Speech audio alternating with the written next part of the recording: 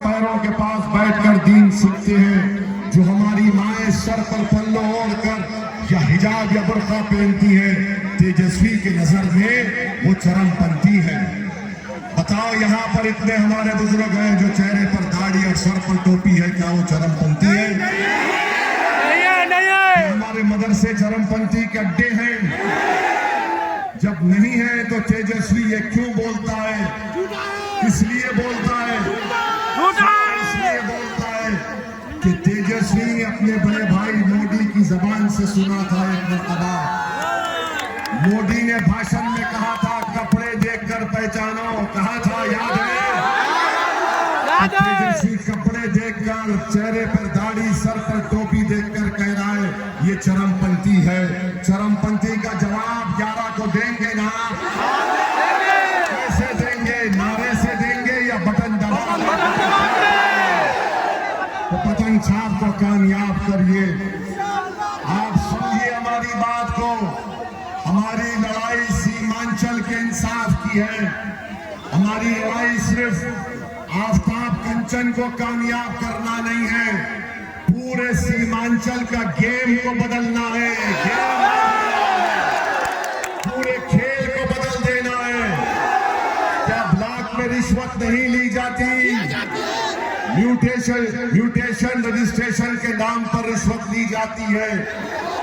अब तेजस्वी और मोदी, नीतीश कुमार जनता को धोखा देने के लिए कह रहा है मैं 200 यूनिट बिजली फ्री दूंगा, कोई बोलता है 125 दूंगा।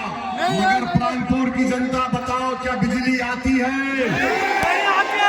6-6 घंटे, 5-5 घंटे बिजली है। मगर मोदी और उसके छोटे भाई कह रहे हैं बिजली फ्री। बिजली आती नहीं तो फ्री कहां से आएगी बताओ? मोदी कहते हैं, नीतीश कुमार मोदी कहते हैं 1 करोड़ नौकरी देंगे, तेजस्वी बोलता हर नौकरी दूंगा। आपको बता रहे हैं, अगर हर घर नौकरी देना पड़ेगा तो 2 करोड़ 60 लाख जनता को नौकरी देना पड़ेगा। उसके लिए 8.5 लाख करोड़ की जरूरत है। अगर मोदी बोलते 1 करोड़ देंगे तो उसके लिए 4.5 लाख करोड़ की जरूरत है। पूरे बिहार का बजट कितना है? 2 लाख करोड़ का।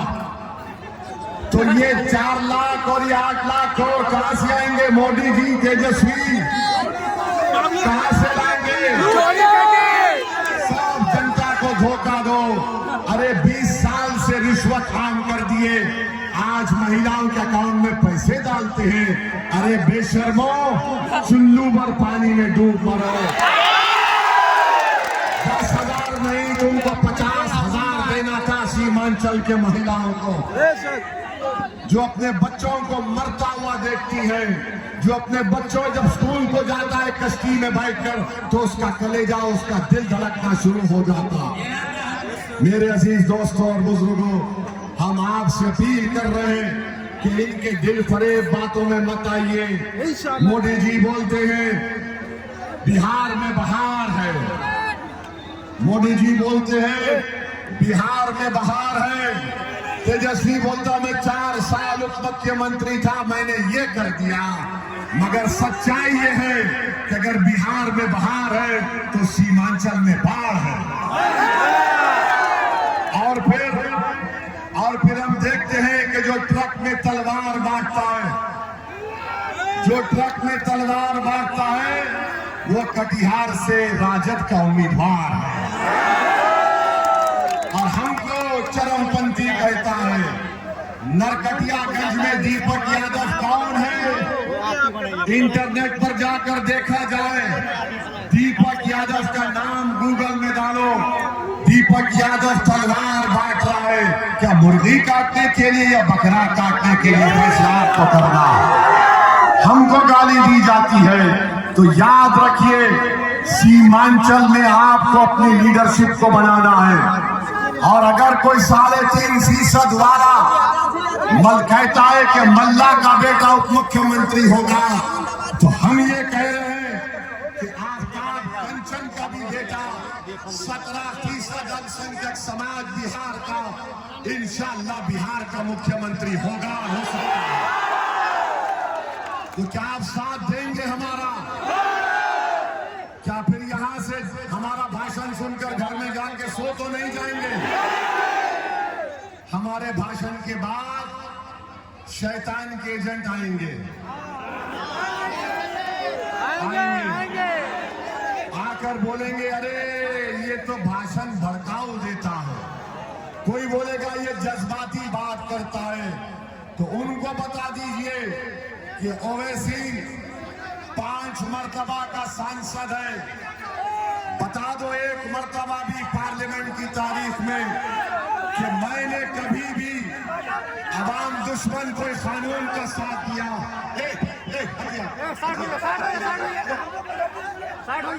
बता दो कि कोई हमने अवाम दुश्मन कानून का साथ दिया। 11 साल से मोदी 3 मर्तबा प्रधानमंत्री बन गए।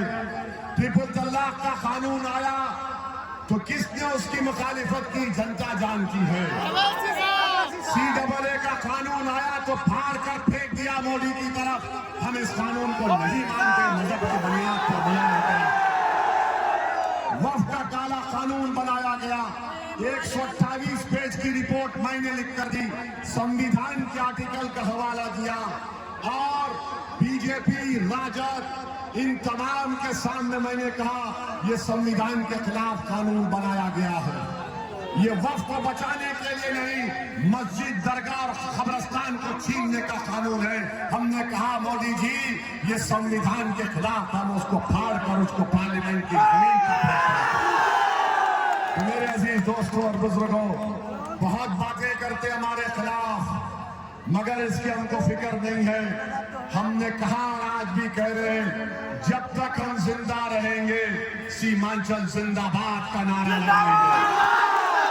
जब तक अल्लाह हमको जिंदा रखेगा तुम्हारी लड़ाई हमारी लड़ाई है, तुम्हारा गम मेरा गम है, तुम्हारे आंख से एक खतरा जो आंसू का गिरता है उससे हमारे सीने में भी तकलीफ है। हम लड़ेंगे, हमारे लिए सीमांचल की लड़ाई बड़े ही जरूरी है और हम लड़ते थे, लड़ते रहेंगे। जिन लोगों ने तुम्हारे चैन को बर्बाद कर दिया ओवैसी तुमसे वादा कर रहा है हम उनकी नींदों को हराम कर देंगे। जिसने तुम्हारे बच्चों के मुस्तकबिल को बर्बाद किया मेरी माँ और बहनों, हम उनके सियासी मुस्तकबिल को अंधेरे में डाल देंगे। जिसने हमारे सीमांचल की जनता को इंसान नहीं समझा वो तुम्हारे वोट के हकदार नहीं है। जो सीमांचल की और गरीबों की लड़ाई लड़ रहा है, आप अपना वोट 11 तारीख के दिन पतंग छाप पर दीजिए। देंगे ना? बटन दबेगा किस पर? बटन दबेगा किस पर? पतंग छाप जिंदाबाद, सीमांचल जिंदाबाद, आफ्ताब आलम जिंदाबाद, आफ्ताब कंचन जिंदाबाद। अस्सलाम वालेकुम व रहमतुल्लाहि व बरकातुहू।